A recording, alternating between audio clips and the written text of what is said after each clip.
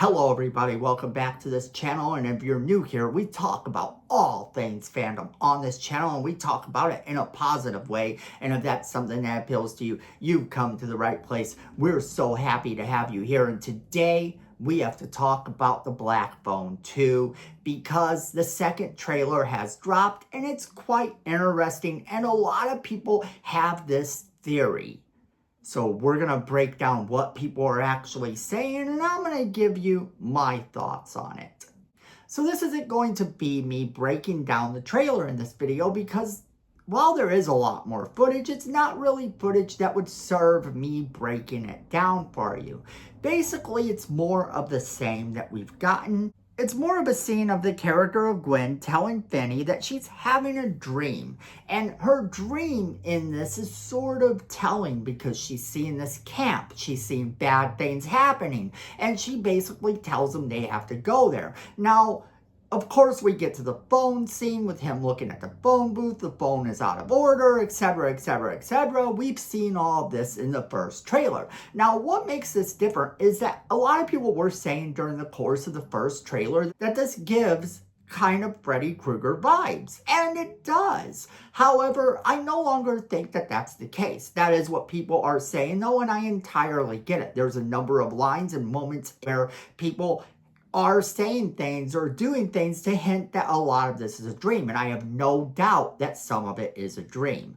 Basically, there's a line in the trailer where the grabber actually says, "What do you think happens if I kill you in a dream?" And basically, that's kind of where people are. They're thinking this is all a dream. He's gotten Freddy Krueger-esque powers, and this is going to be our new Freddy Krueger. And why not? Having a new Freddy Krueger is something that fans have wanted for a very long time. If you think about Freddy Krueger and how iconic he is, and the fact that we haven't gotten another Nightmare on Elm Street film in a long time, then all the fans want to clamor for is who is the next Freddy Krueger. And I do believe that he could in fact be the next Freddy Krueger, but is he going to be ripping off the Nightmare on Elm Street film? Is this going to be a case of the character going into people's dreams and killing them? No, I don't think that at all. I no longer think that for a couple different reasons. I think they are holding back on. I think they want to give us those Freddy Krueger vibes. I think they want us to think that. And I think that's why they're doing the trailer this way. They know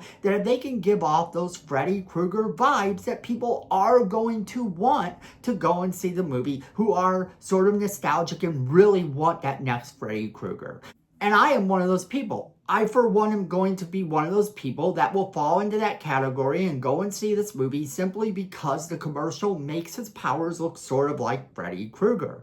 I love this, and I think a lot of people are going to love it. Remember, the kid actually spoke to all of the dead kids on the phone in the original movie. So wouldn't it make sense that this would do the same, or allow the grabber to come out via phone? Allow him to actually enter the mindset of people through the phone. Now, granted, I think also once he's in, he can get into their dreams. He can stalk them through their dreams in a way that he can't stalk them in reality. But I definitely think the phone is still the key.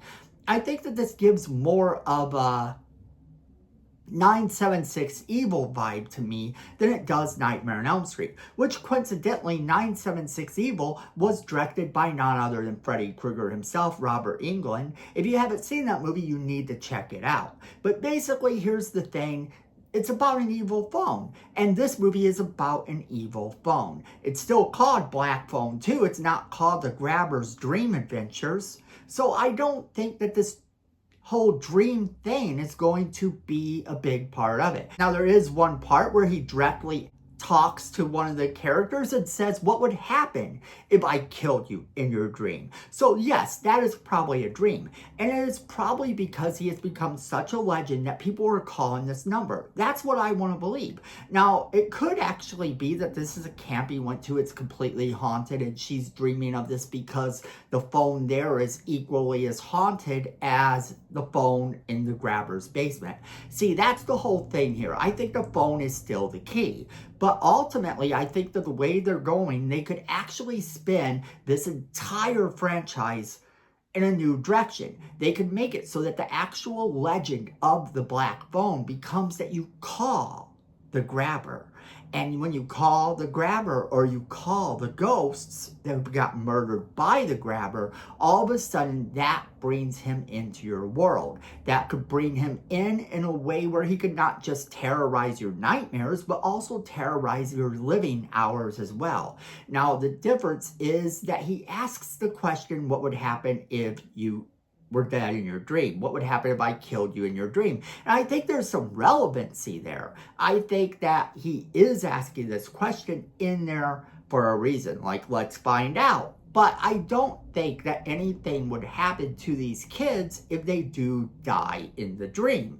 Basically, I think that the catch here is that he has to be allowed to get to the outside world. I don't think they're going to directly make him a Freddy Krueger. That would be too obvious, and especially being that we've seen this all in the trailer, sort of hinting as such. But knowing horror and knowing what it's capable of and knowing the mythology of the original Black Phone, my thoughts have now gone to, what if it is still the phone that is the cause of the evil? And what if it is the phone that can call forth the spirits?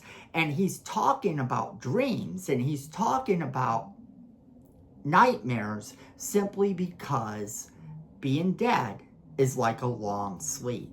And he says another line in there that pretty much specifies his thoughts on death. He said, we all know that dead isn't really dead, basically, is what he says in a roundabout way. So I think that him bringing up that statement just sort of proves that he found a way out. And that way out is probably through the phone and the fear of the people. So yeah, I think he probably does get into their dreams, and I think that he can stalk them through their dreams. But ultimately, I think he can only do so if it involves the phone itself.